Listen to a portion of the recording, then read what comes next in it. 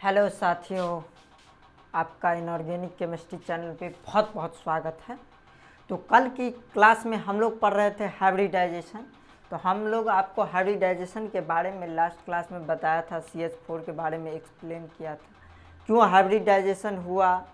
Hybridisation से पहले मान के चलिए हम लोग ओवरलैपिंग करवा रहे थे तो वो क्यों फेल हो गया, 90 डिग्री का रिपल्सन आने लगा।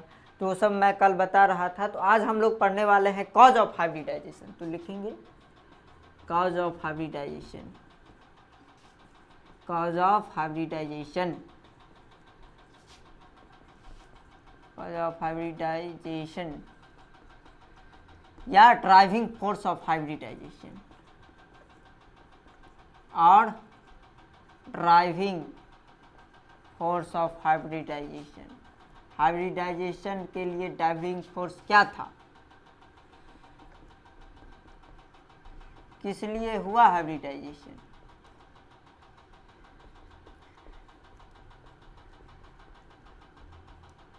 इससे पहले हम लोग आपको एक चीज़ बताना भूल गए थे कल। ये देखिए, ये 2s है, ये 2p है।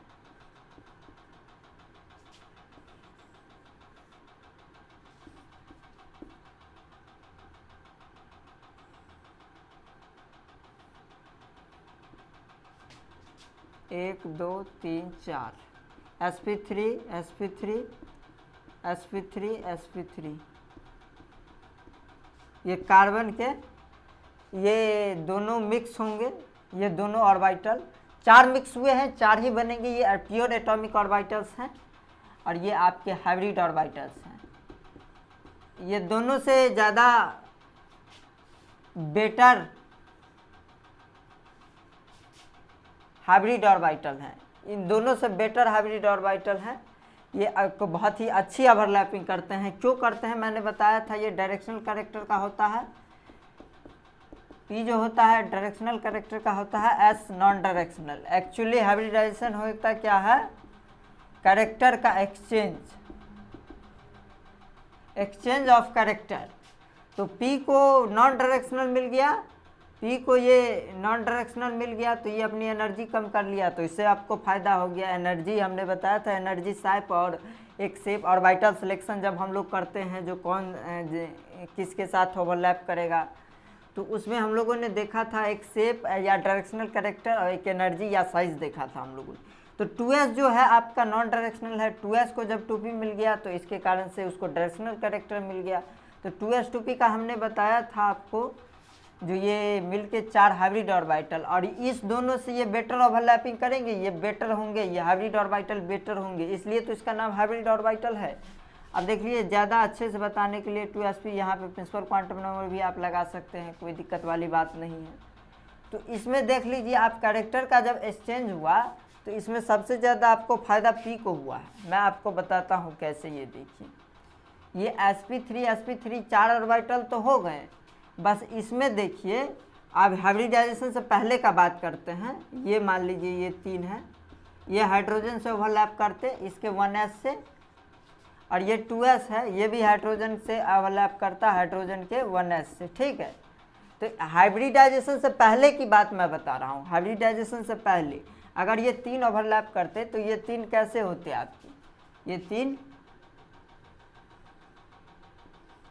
ये प्योर एटॉमिक ऑर्बिटल होते, एक दूसरे के परपेंडिकुलर होते, और एक दूसरे के परपेंडिकुलर होते आपके। तो इस पे मान लीजिए ये हाइड्रोजन 1s से ओवरलैपिंग होती, तो ये 1s और ये 1s, एक्चुअली ये दोनों काफ़ी जो है सो ज़बरदस्त, very high repulsion, very high repulsion, very high repulsion, repulsion इसमें ज़्यादा होता। ये प्योर 90 डिग्री पे है, 90 डिग्री पे सबसे ज़्यादा रिपल्सन होता है। मैं आपको बताता हूँ, ये देखिए कैसे,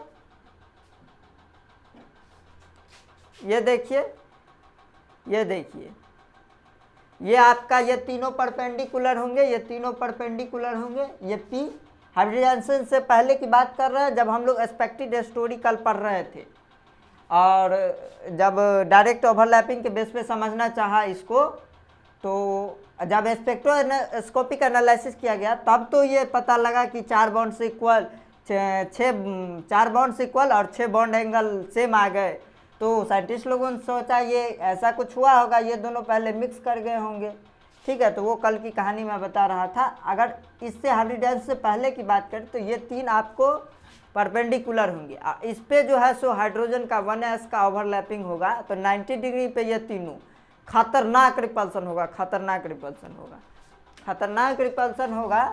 तो ये आपको रिपल्सन ज़्यादा हो जाएगा, रिपल्सन बढ़ने लगेगा, तो इससे हमको फ़ायदा नहीं है। रिपल्सन जब बढ़ जाएगा तो ये करवा के क्या फ़ायदा, रिपल्सन बढ़ जाएगा तो ये स्टेरिकली स्टेबलाइज ही नहीं होगा। और कॉज ऑफ हाइब्रिडाइजेशन होता ही है 2 फैक्टर पे होता है, एक इलेक्ट्रॉनिक स्टेबलाइजेशन, एक स्टेरिकल स्टेबलाइजेशन। तो आगे की चर्चा हम लोग करते हैं, तब तक एक और चीज़ बताना था मेरे को। एक मैं आपको क्वेश्चन देता हूँ। मैंने बताया हाइब्रिड ऑर्बिटल्स, हाइब्रिड ऑर्बिटल उसके पेरेंट एटॉमिक ऑर्बिटल से अच्छी बेटर ओवरलैपिंग करते हैं। ये याद रखिएगा, एटॉमिक ऑर्बिटल से बेटर ओवरलैपिंग करते हैं। क्यों करते हैं बेटर ओवरलैपिंग, ये देख लीजिए। यहाँ पे sp3 इसका ये जो है ये हाइब्रिड ऑर्बिटल, ये इस दोनों से बेटर ओवरलैपिंग करेंगे। क्यों ये बेटर सिग्मा बनाते हैं हाइब्रिड ऑर्बिटल, हमने बताया था आपको। इसमें देखिए s कैरेक्टर भी और p कैरेक्टर, मैं आपको अभी बताता हूँ। एक क्वेश्चन देख लीजिए, यहाँ मैंने लिखा 2s 2p 2p 2sp3 2sp3। इसमें बताइए सबसे बेटर ओवरलैपिंग कौन होगा, सबसे बेटर ओवरलैपिंग आप लोग बताइए। तो सबसे बेटर ओवरलैपिंग हाइब्रिड ऑर्बिटल का होगा। ये देखिए, ये देखिए, अब ये काम नहीं करेगा ये साइज वाला फैक्टर, क्योंकि ये इस दोनों में सबसे बढ़िया हो गया। बस याद रखिएगा हाइब्रिड और पेरेंट एटॉमिक ऑर्बिटल जिससे वो बना है हाइब्रिड ऑर्बिटल, उससे बेटर ओवरलैपिंग करेगा, न कि दूसरे से। ठीक है, अगर कोई दूसरा आ जाता है तो उस समय दूसरा फैक्टर काम कर जाएगा। ठीक है, तो यही होता है।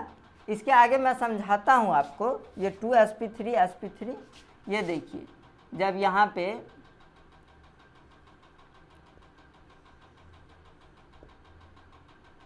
ये p होगा, ये 3 p जो होंगे ये एक दूसरे के परपेंडिकुलर होंगे।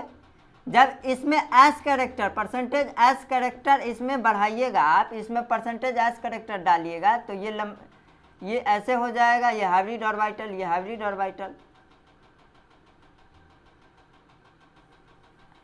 ये दोनों आपको दूर भागने लगेंगे, ये दूर भागने लगेंगे तो थीटा बढ़ जाएगा, थीटा मतलब बॉन्ड एंगल बढ़ जाएगा, और बॉन्ड एंगल बढ़ जाएगा तो s बढ़ाने से बॉन्ड एंगल बढ़ गया। तो आज ये प्रूफ भी मैंने कर दिया जी, percentage s directly proportional to theta. ये आप लोग खूब पढ़ते होंगे, परसेंटेज s कैरेक्टर बढ़ा तो थीटा बॉन्ड एंगल भी बढ़ेगा, ये आप लोग पढ़ते होंगे। आज मैंने प्रूफ कर दिया, जो ये s बढ़ने से थीटा बढ़ जाएगा, और थीटा बढ़ जाएगा तो ये जो रिपल्सन लग रहा था यहाँ 90 डिग्री पे, सबसे ज़्यादा 90 डिग्री पे जो रिपल्सन लग रहा था वो कम हो गया। तो इसका मतलब ये स्टेरिकली स्टेबलाइज हो गया। और ये कॉज ऑफ हाइब्रिडाइजेशन होता क्या है, 2 तरह का इफेक्ट होता है, एक इलेक्ट्रॉनिक स्टेबलाइजेशन और एक स्टेरिक स्टेबलाइजेशन। कोऑर्डिनेशन कंपाउंड में इलेक्ट्रॉनिक स्टेबलाइजेशन का बहुत ही ज़्यादा रोल होता है, बट ये हाइब्रिडाइजेशन में आपका जो है सो स्टेरिक स्टेबलाइजेशन का रोल बहुत ज़्यादा होता है। कोई अगर पूछे आपको जो ड्राइविंग फोर्स हाइब्रिडाइजेशन का क्या है, तो आप लोग बताइएगा स्टेरिक स्टेबलाइजेशन, क्योंकि यहाँ पे देखिए रिपल्सन कम हो रहा है तो स्टेरिकली स्टेबलाइज हो रहा है। स्टेरिक स्टेबलाइज कल भी मैंने मीथेन का बताया था, मीथेन इस फैशन में होगा जो उसमें रिपल्सन कम होगा, विच करस्पॉन्ड टू मिनिमम रिपल्सन। जब स्पेस में ओरिएंट करेंगे चारों हाइब्रिड ऑर्बिटल, उसके साथ जो 2s का, उसके साथ जो 1s हाइड्रोजन का ओवरलैपिंग होगा, मैंने आपको बताया था। ये देखिए,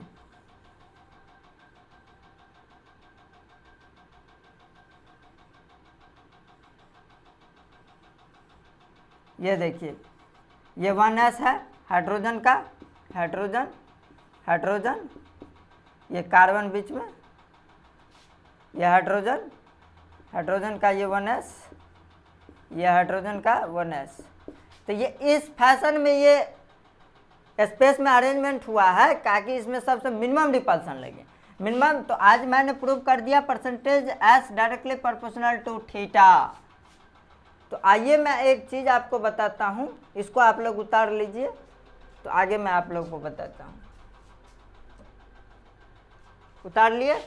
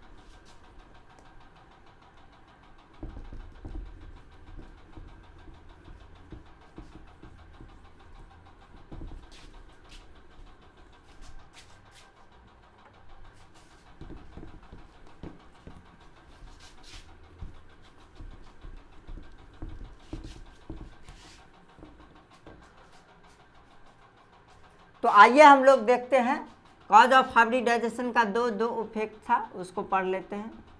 cause of hybridization, cause of hybridization.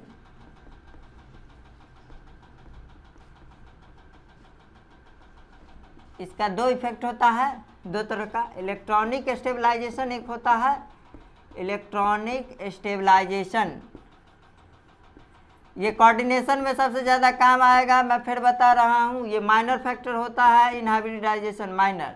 और माइनर फैक्टर होता है तो माइनर कैन बी अवॉइडेबल, इसको हम लोग अवॉइड कर सकते हैं, इसको छोड़ भी। जो मेजर फैक्टर होगा उसको काउंट करेंगे। एक होता है स्टेरिक स्टेबलाइजेशन, यही मेजर होता है स्टेरिक स्टेबलाइजेशन। हमने पीछे आपको बताया है, जो स्टेरिकली स्टेबलाइज हो गया जब एस मिलता है पी के साथ, साइंटिस्ट लोगों ने ऐसा सोचा, ठीक है। तो एस पी के साथ जब पहले मिक्स हो गया, प्री मिक्सिंग हो गया, इंटर मिक्सिंग, तो उसके कारण से उसका जो है एस फूलने लगे तो बॉन्ड एंगल बढ़ गया, बॉन्ड एंगल बढ़ गया तो स्टेरिक रिपल्सन कम हो गया, स्टेरिक रिपल्सन कम हो गया तो वो मॉलिक्यूल स्टेरिकली स्टेबलाइज हो गया। और यही तो हमें चाहिए था। तो ये मेजर फैक्टर हो गया आपका, मेजर फैक्टर, मेजर फैक्टर। और ये अवॉइडेबल होगा, ये अवॉइडेबल होगा। हम बता रहे थे आपको, ये पी, तीन पी जो होंगे एक दूसरे से परपेंडिकुलर होंगे। और इसमें मान लीजिए एस कैरेक्टर आपको एस इसमें दिया, एस बढ़ाया, एस परसेंटेज एस कैरेक्टर, तो ये आपका जो है सो ये 2s 2p का जब मान लीजिए ये 2s और ये 2p, ये 2s 2p जब मिक्स करेंगे कार्बन का, ये रहा आपका, ये एनर्जी रहा आपका। ये 2s 2p जब मिक्स करेंगे 2p के साथ तो p को सबसे ज़्यादा फायदा होगा। जब p को s मिला तो ये आपका जो है सो ये फूल गए, और इसका जो है सो ये फूल गए, और इसका ये डिस्ट्रक्ट हो गया। अब हम लोगों ने आपको बताया था। और ये जो होता है पॉजिटिव, ये निगेटिव, ये डिस्ट्रक्टिव कंस्ट्रक्टिव इंटरफेरेंस, ये डिस्ट्रक्टिव इंटरफेरेंस। तो इससे ये बन जाता है आपका ये हाइब्रिड ऑर्बिटल। हमने बताया था ये SPI, वेयर I बराबर हाइब्रिडाइजेशन इंडेक्स, हम लोगों ने आपको बताया था हाइब्रिडाइजेशन इंडेक्स। इस पे आगे ऑर्बिटल एनालिसिस जब मैं करूँगा तो इस पर काफ़ी डिटेल में चर्चा करूँगा। तो ये देखिए, ये S जो है तो ये फूलने लगे तो ये रिपल्सन कम हो गया, रिपल्सन घट गया, रिपल्सन घट गया, रिपल्सन घट गया तो स्टेरिकली स्टेबलाइज हो गया, रिपल्सन घट गया तो इसका बॉन्ड एंगल भी बढ़ गया, बॉन्ड एंगल बढ़ गया। इसका मतलब S हमने डाला था तो percentage S directly proportional to theta. ये आप लोग कब से पढ़ते आ रहे होंगे केमिकल बॉन्डिंग में, आज मैंने प्रूफ भी कर दिया आप लोगों को। तो यही कहानी है, इसी कारण से यही है कॉज ऑफ हाइब्रिडाइजेशन या ड्राइविंग फोर्स ऑफ हाइब्रिडाइजेशन। इसी के कारण हाइब्रिडाइजेशन हुआ है, ड्राइविंग फोर्स ऑफ हाइब्रिडाइजेशन। ये थीटा बढ़ते बढ़ते कहाँ तक पहुँच गया, ये थीटा बढ़ते बढ़ते आपका यहाँ तक पहुँच गया। कहाँ तक पहुँच गया, 109 डिग्री 28 मिनट। ये थीटा कहाँ तक पहुँच गया, 109 डिग्री 28। पहले थीटा कितना था ओवरलैपिंग से, ये हाइब्रिडाइजेशन से पहले 90 डिग्री, सबसे ज़्यादा रिपल्सन था, 109 डिग्री पे पहुंचा, रिपल्सन भी घट गया, इसका मतलब स्टेरिकली स्टेबलाइज हो गया। तो कोई पूछे आपको force of driving force of hybridization क्या है, तो आप लोग बताइएगा स्टेरिक स्टेबलाइजेशन, इलेक्ट्रॉनिक स्टेबलाइजेशन बताइएगा। बट इसमें क्या होते हैं, मोर स्ट्रॉन्ग बॉन्ड होते हैं, मोर स्ट्रॉन्ग बॉन्ड फॉर्म होते हैं, स्ट्रॉन्ग बॉन्ड एक तरह से, ठीक है, फॉर्मेशन होता है, मतलब बेटर ओवरलैपिंग भी क्या बोल सकते हैं। तो इस कारण से इसमें मोर स्ट्रॉन्ग बॉन्ड फॉर्मेशन होता है। बट ये जो है सो ये माइनर फैक्टर है, तो इसको हम लोग अवॉइड करके चल रहे हैं, इसका कोऑर्डिनेशन में बहुत ही ज़्यादा यूज है। तो आज के लिए ही इतना ही। इनऑर्गेनिक केमिस्ट्री ब्लास्ट चैनल पे आप लोगों ने ये कॉज ऑफ हाइब्रिडाइजेशन पूरा कवर कर लिया। मैंने आपको आज बता भी दिया जो ये परसेंटेज एस जो है सो directly proportional to bond angle कैसे होता है। बॉन्ड एंगल ये होता है आपका, ये इंटर ऑर्बिटल एंगल थीटा, ये ऑर्बिटल इस बॉन्ड और इस बॉन्ड के बीच का जो एंगल होता है उसी को ये बॉन्ड एंगल कहलाता है। जो आप बार बार पढ़ते होंगे percentage S directly proportional to theta, आज हमने प्रूव भी कर दिया। आगे हम लोग ऑर्बिटल एनालिसिस देखेंगे। आगे हमारा टॉपिक होगा आपका, आगे का हमारा टॉपिक होगा analysis of hybridization, analysis of hybridization. तो आप लोग बने रहिए, एनालिसिस ऑफ हाइब्रिडाइजेशन हमारा अगला टॉपिक होगा। अभी रात बहुत ज़्यादा होगी, ये मैं 12 बजे रात को शूट कर रहा हूँ, तो इसलिए मुझे नींद आ रही है, तो मैं अभी जाके सोता हूँ। आप लोगों से मुलाकात होगी कल। तो अच्छी लगे वीडियो तो आप लोग सब्सक्राइब कीजिए इस इनऑर्गेनिक केमिस्ट्री ब्लास्ट चैनल को, और ज़्यादा से ज़्यादा शेयर कीजिए ताकि इसकी फैमिली और इंक्रीज हो सके। आप लोग लाइक कीजिए वीडियो को, कमेंट कीजिए और ज़्यादा से ज़्यादा शेयर ज़रूर कीजिएगा, तभी लोग, मैं चाहता हूँ जाने, लोग सीखे अच्छी तरीके से। थैंक यू, धन्यवाद।